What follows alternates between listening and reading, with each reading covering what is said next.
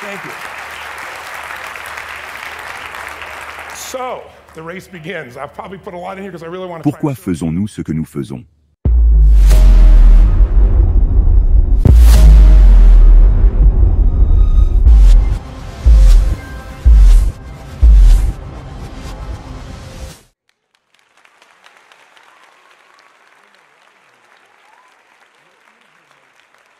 Tout d'abord, je tiens à vous remercier pour le privilège d'être ici aujourd'hui, non seulement pour partager quelques minutes avec vous, mais aussi pour avoir l'opportunité d'assister à ces conférences inspirantes.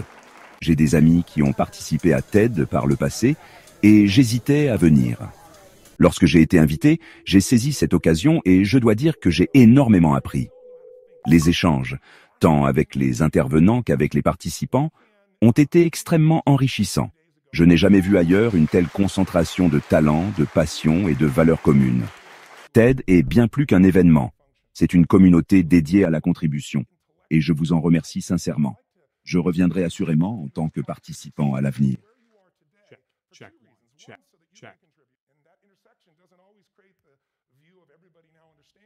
Je suis à la fois honoré et mis au défi par cette opportunité.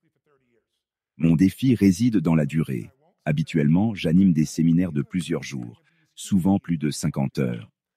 Je suis habitué à l'immersion totale, car, comme pour l'apprentissage d'une langue, c'est en répétant et en pratiquant que l'on progresse vraiment.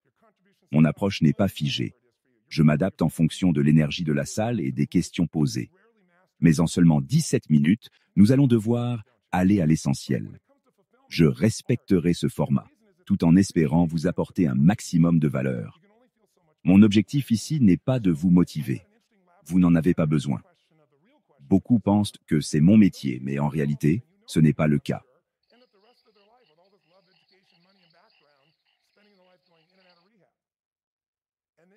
Ce qui m'intéresse, c'est de comprendre pourquoi nous faisons ce que nous faisons. Quelles sont les forces qui nous poussent à agir? Est-ce la même motivation qu'il y a 10 ans, ou avons-nous évolué?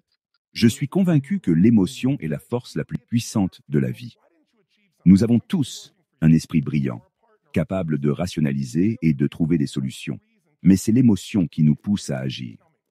Je vous invite aujourd'hui à explorer vos motivations profondes, à vous questionner sur ce qui vous anime actuellement, afin de mieux contribuer au monde qui vous entoure.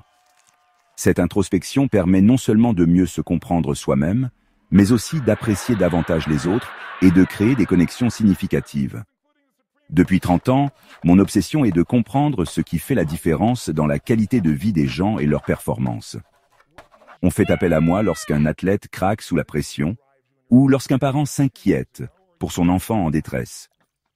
J'ai appris que derrière chaque défi se cache une dynamique émotionnelle complexe.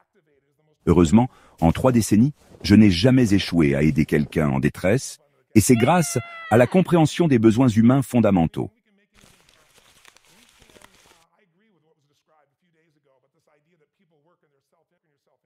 Ces besoins se résument en 6 points clés: la certitude, la variété, l'importance, l'amour et la connexion, la croissance et la contribution.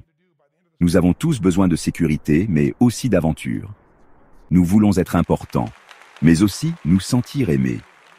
Nous avons besoin de grandir pour donner davantage aux autres, car c'est là que réside l'accomplissement véritable.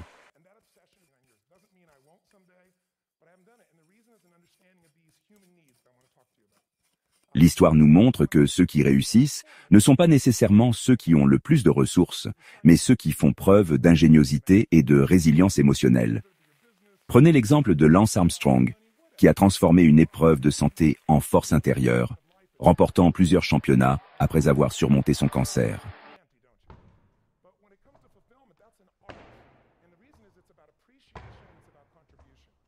Nos décisions façonnent notre destin.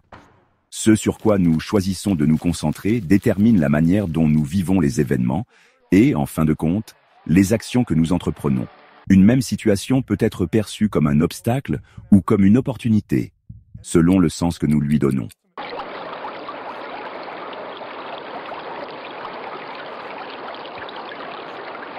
L'un des moments les plus marquants de ma carrière a eu lieu après les attentats du 11 septembre. Lors d'un séminaire, j'ai vu des personnes de tous horizons se réunir et transcender leurs différences pour créer un dialogue.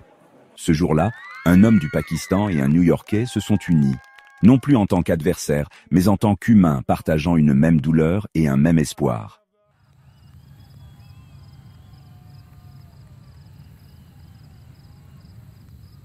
Mon invitation pour vous est simple.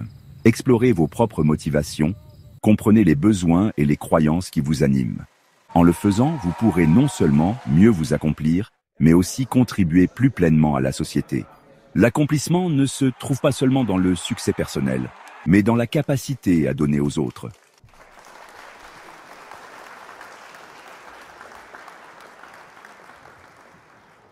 Merci de m'avoir écouté. Que Dieu vous bénisse, et j'espère vous avoir apporté quelque chose de précieux aujourd'hui.